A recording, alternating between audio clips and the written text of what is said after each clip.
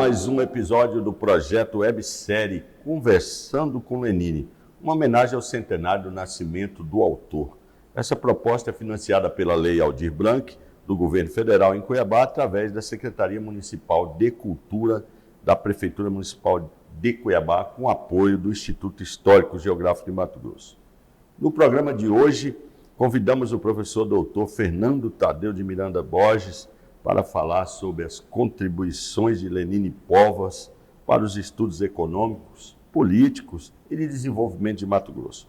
O professor Fernando é titular da Faculdade de Economia da Universidade Federal de Mato Grosso, ele possui graduação em Ciências Econômicas, mestrado também em Economia pela USP e doutorado em História Social pela mesma Universidade de São Paulo. É membro da Associação Brasileira de Pesquisadores em História Econômica, do Instituto Histórico Geográfico de Mato Grosso e da Academia Mato Grossense de Letras. Atualmente leciona no curso de graduação da universidade, pós-graduação e mestrado e doutorado em História. Já publicou inúmeros livros e é uma honra recebê-lo aqui, professor. 100 anos de Lenine, vem o que na lembrança de professor Fernando?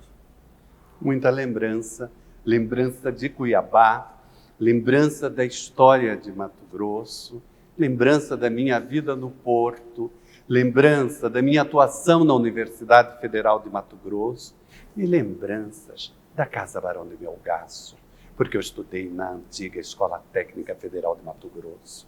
E quando passava por aqui, vi esse prédio maravilhoso que representava para todos nós daquela geração dos anos 70, uma espécie de universidade.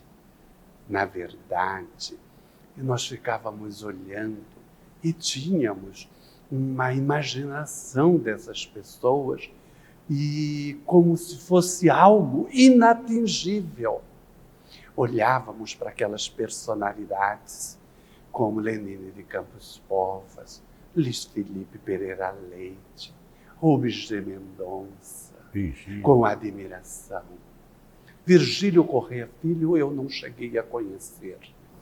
No caso de Lenine de Campos Póvoas, seu trabalho é múltiplo, porque ele navega pela história econômica, pela história política, pela história cultural e pela história social. Eu queria saber para o senhor qual foi a emoção de estar hoje na Academia Mato Grossense de Letras, exatamente na cadeira que foi ocupada, tendo como patrono Lenine Campos Póvoas. Qual é o sentimento do professor Fernando em relação a isso? A verdade é a maior emoção da minha vida. Porque quando eu me candidatei para entrar para a cadeira 33, por convite de professora Elizabeth Madureira Siqueira, eu fiquei realmente paralisado. Porque eu falei, é esta cadeira que eu tenho que entrar. Nós somos do Porto, gostamos de história econômica, trabalhamos na Universidade Federal de Mato Grosso e lutamos pela cultura. Então, era uma cadeira que realmente tinha a ver com o meu perfil. Gastou dinheiro de um apartamento para publicar no Rio de Janeiro, tudo muito difícil. Isso é uma marca de Lenine, né? Essa determinação pela causa pública, pela cultura, né? A marca de Lenine de Campos Póvoas e de todos os escritores, porque a alma de Cuiabá, ela guarda o livro desde 1752. Aqui já tem o primeiro livro 52, publicado 17. que conta a fundação de Cuiabá por José Barbosa de Sá, um primeiro cronista. Então foi assim, com o saudoso Lenine de Campos Póvoas, comigo e com tantos outros colegas que amam literatura. Qual a grande contribuição da obra de Lenine para a sua produção científica, para o seu amadurecimento quanto intelectual? Eu queria que o senhor falasse um pouco dessas contribuições fundamentais na sua extensa carreira como intelectual, da obra do grande Lenine Campos Povas? O registro da história, o registro de um tempo, o registro de uma mentalidade, de uma época. Na verdade, Lenine de Campos Povas, quando escreve, ele vai relatando a forma de um pensamento que esteve muito presente em todos nós na década de 60, 70, 80. Então ele consegue trazer o cotidiano do pensamento. Isso é de uma riqueza enorme. Então, muitas das coisas pensadas por Lenine de Campos Povas continuam presentes também neste nosso tempo. Na verdade, quando ele traz a história do passado, ele também está trazendo a história do presente. Isso é importante. Porque ele está no presente, mas ele está registrando algo para que as futuras gerações elas possam buscar a transformação. Por exemplo, quando ele escreve o Caos, esse livro, o Caos Brasileiro, ele faz aqui, nesta fala dele, todos os problemas vivenciados por Mato Grosso, o caos no ensino, a questão demográfica, a explosão demográfica. E não é realmente uma obra que tem algo negacionista. Pelo contrário, é de alguém, de um intelectual, apaixonado, mas querendo resolver, querendo encontrar a solução. Ele tem uma preocupação algo com essa explosão. Da preocupação com a explosão. Mas isso tinha muita gente. Roberto de Oliveira Campos, por exemplo, tinha esse pensamento neomalthusiano. Que é da mesma geração. Na demografia econômica, é muito Na geografia estudado. também, né? Na geografia. Ele começa toda a sua produção pela geografia econômica. Estudando, conheceu a geografia econômica, a geografia humana, estava lendo os franceses, Vidal de la Blanche, estava tendo conexão com todo esse mundo do Rio de Janeiro ali, do pós-Vargas, né? Com aqueles movimentos também sociais. E esse livro, e aí reportando a outro livro importante, que com certeza o senhor domina muito bem, que é o Convite à Fortuna de Mato Grosso. Ali depois da divisão, ele lança um livro convidando as pessoas para conhecer Mato Grosso. Por isso que é interessante esse diálogo, né? Ao mesmo tempo que ele convida, Mato Grosso explode ali em Cuiabá, não sei quantos por cento, 8%, 10% de crescimento ano, aquela explosão daquela Cuiabá antiga, chegando gente, o caos, para usar o termo dele, colapsando a cidade com seus valores, com seu dia a dia e etc. Né? Eu queria só falasse um pouco desse Convite à Fortuna. Deu certo esse projeto? Na verdade, o Convite à Fortuna faz parte de nós, cuiabanos. Eu, quando publiquei esse livro que está completando 30 anos do extrativismo à pecuária, a minha frase de abertura é um poema do Tertuliano Amarília, convidando as pessoas a virem conhecer Mato Grosso, a ficarem em Cuiabá e a lutarem conosco para que este lugar se tornasse um potencial na área da produção, da economia e também mostrasse ao mundo as belezas da natureza, da Amazônia, do Cerrado, do Pantanal, dentro de um projeto de sustentabilidade. Agora, isso é esse convite. Então, quando o Lenine de Campos Povas ele está fazendo esse convite à fortuna, ele é pego pela divisão. Porque nesse livro ele está falando em Campo Grande, ele está falando em Porporã, em Corumbá, mostrando a potencialidade do turismo. Mas assim mesmo, ele publica. E é importante a publicação, porque naquela época Cuiabá ficou muito sofrida, arrasada. Ela não sabia. Essa divisão é mal digerida ela até não hoje. sabia o que ia fazer. Sem rumo? Não sem rumo, não é sem rumo, mas um sentimento de terra arrasada, Assim. porque ela perdeu parte das suas terras. Tem muita história e essa história ela precisa ser sempre lembrada, registrada, para que as futuras gerações possam continuar o trabalho começado. Eu queria falar, professor Lenine, sobre um aspecto importante, professor Fernando, porque Lenine foi o primeiro presidente da Fundação Cultural de Mato Grosso. Na passagem dele da Fundação Cultural, ocorreu o maior número de tombamentos de patrimônio histórico existente em Cuiabá. Eu queria que o senhor falasse sobre essa ideia de modernidade, sobre patrimônio histórico, a gente vê os casarinhos caindo aí. O senhor, como cuiabano, pensando Lenine, de que forma ele iria enxergar esse tempo que nós estamos vivendo?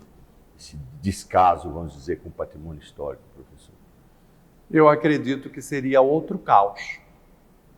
Na verdade, seria o caos de não zelar pelo traçado mais lindo de uma cidade colonial brasileira, que é o traçado de Cuiabá.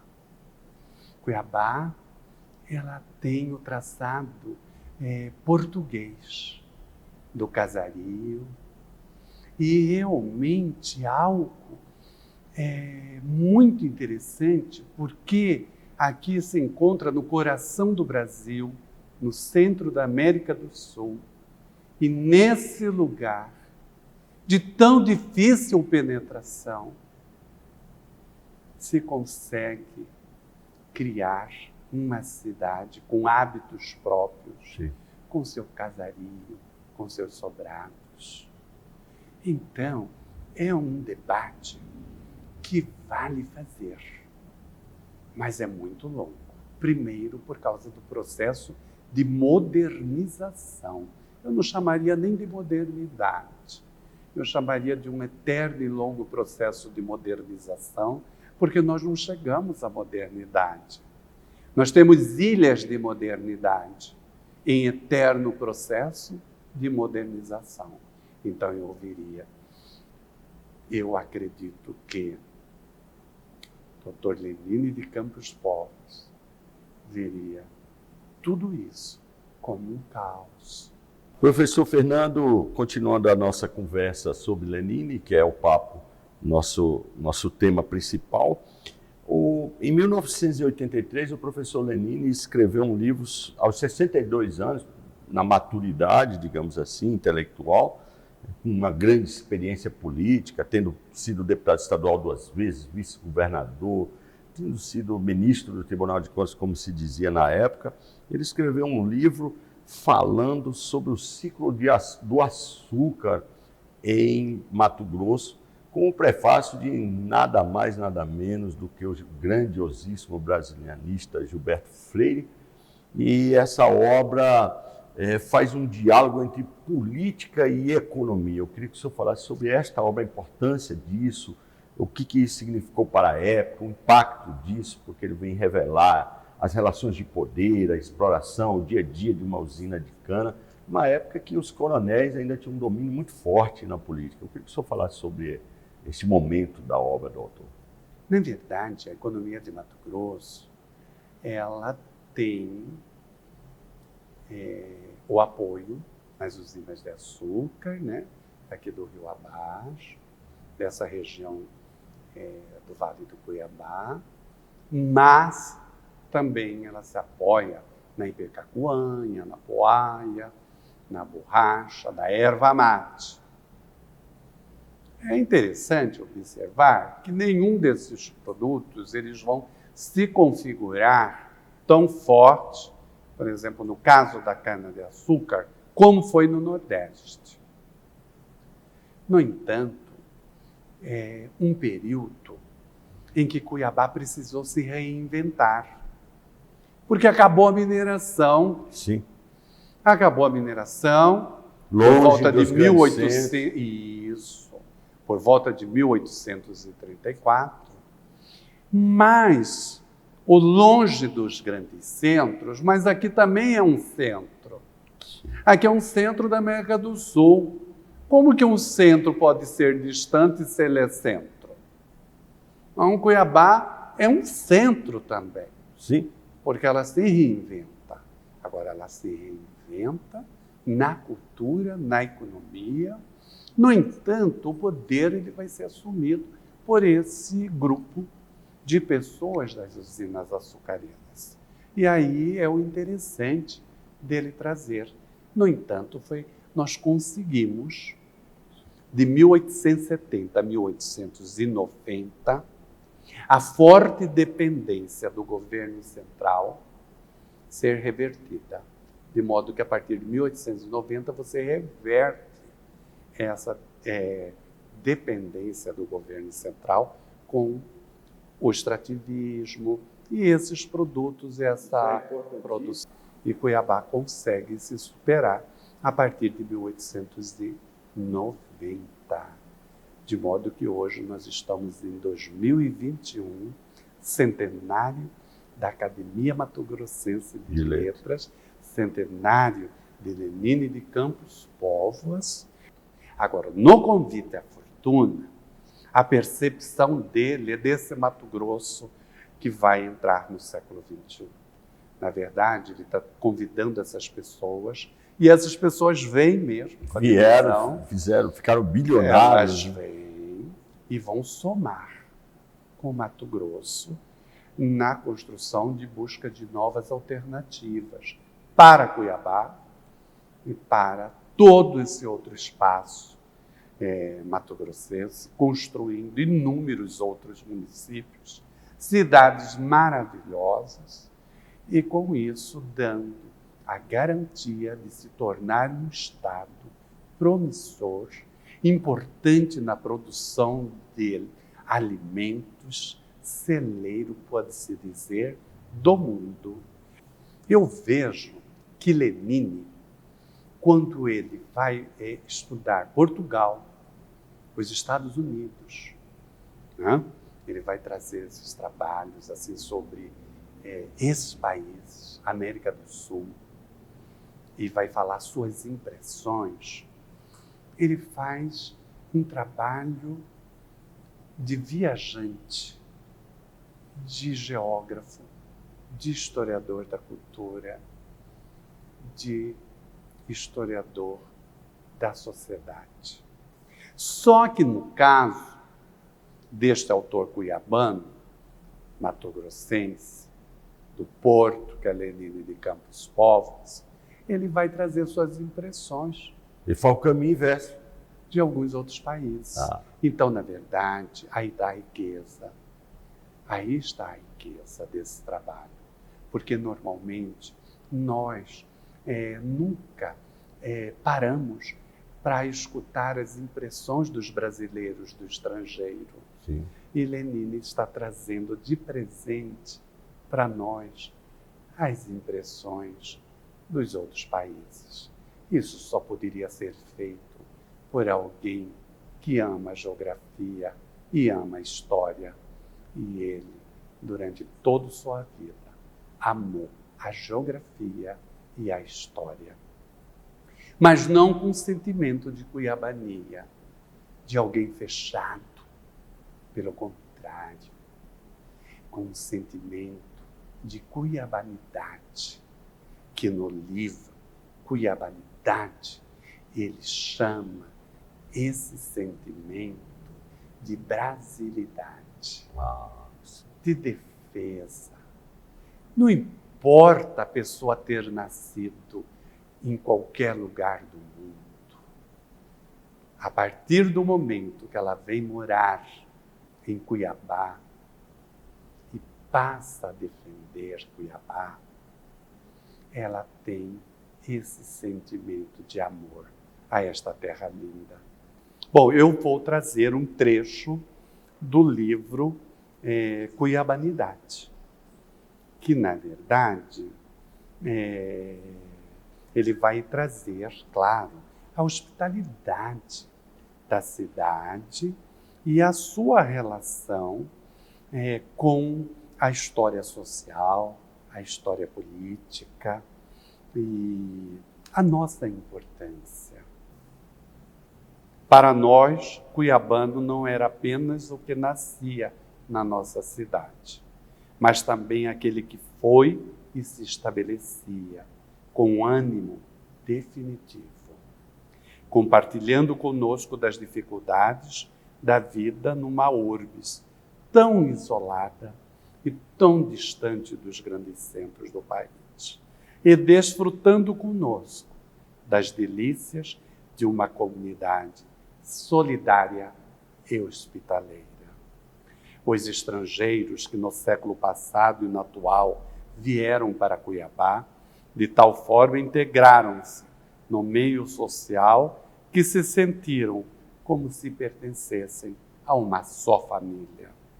De fato, quem foi mais cuiabano do que os Fortunato, os Cândia, os Risse, os Fava, os Miralha, os Gaeta, os Tenuta, os Barbieri, os Lotufo, os Guerrize, os Dorsa, os Laraia, os Maiolino, os Boabaide, os Mansur, os Gataz, os Ailbe, os Zafre, os Bincardini, os Haddad, os Maluf, os Segures e centenas de outros?